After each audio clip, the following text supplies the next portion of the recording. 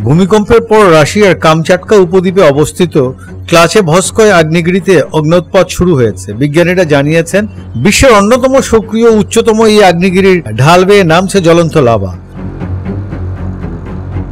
বুধবার প্রশান্ত মহাসাগরের 8.8 মাত্রার একটি শক্তিশালী ভূমিকম্পর পরপরই এই অগ্ন্যুৎপাত ঘটে। খবর দি ইন্ডিপেন্ডেন্টের। রুশ বিজ্ঞান একাডেমির ইউনাইটেড জিওফিজিক্যাল সার্ভিস টেলিগ্রামে জানিয়েছে, আগ্নেয়গিরিটির পশ্চিম ঢাল দিয়ে জ্বলন্ত লাভা নেমে আসছে, আর আগ্নেয়গিরির ঠিক উপরেই তীব্র আলোর ঝলকানি ও বিস্ফোরণ দেখা গেছে। ইন্ডিপেন্ডেন্টের প্রতিবেদনে বলা হয়েছে, আগ্নেয়গিরিটি পেট্রোপাভলস্ক কামাচাতিস্ক শহরের থেকে প্রায় 450 কিলোমিটার উত্তরে অবস্থিত, আর ক্লুচি নামের একটি শহরের কাছাকাছি হওয়ায় এটির নাম রাখা হয়েছে ক্লুচেভস্কয়।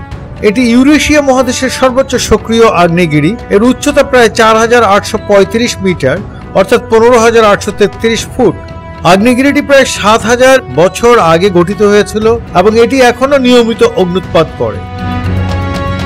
এটির অবস্থান প্রশান্ত মহাসাগরের রিং অফ ফায়ার নামে পরিচিত ভূকম্পন প্রবণ অঞ্চলের মধ্যে। ইতিহাস বলছে, 2013-2020 সালে এই আগ্নেয়গিরির শক্তিশালী অগ্ন্যুৎপাত বিশ্ব মিডিয়ায় স্থান পেয়েছিল। অগ্ন্যুৎপাতের সময় এটি আকাশে কয়েক কিলোমিটার উঁচু স্থায়ী স্তম্ভ নিক্ষেপ করে, যা বিমান চলাচলে ব্যাঘাত ঘটাতে পারে। ক্লুচেভস্কয় আগ্নেয়গিরি গঠিত হয়েছে বহু বছর ধরে জমে থাকা লাভা, ছাই, অন্যান্য আগ্নেয় উপাদান দিয়ে। এটি রুশ ভূতত্ত্ববিদ ও অভিযাত্রীদের কাছে দীর্ঘদিন ধরে গবেষণার বিষয় হয়ে আছে, তবে এটি অত্যন্ত বিপজ্জনক হয় এর চারপাশে জনবসতি সীমিত। রাশিয়ার বিজ্ঞানীরা আগ্নেয়গিরিটির গতিপথ সার্বক্ষণিক পর্যবেক্ষণ করেন, যেন অগ্ন্যুৎপাতের পূর্বাভাস আগে থেকেই দেওয়া যায়।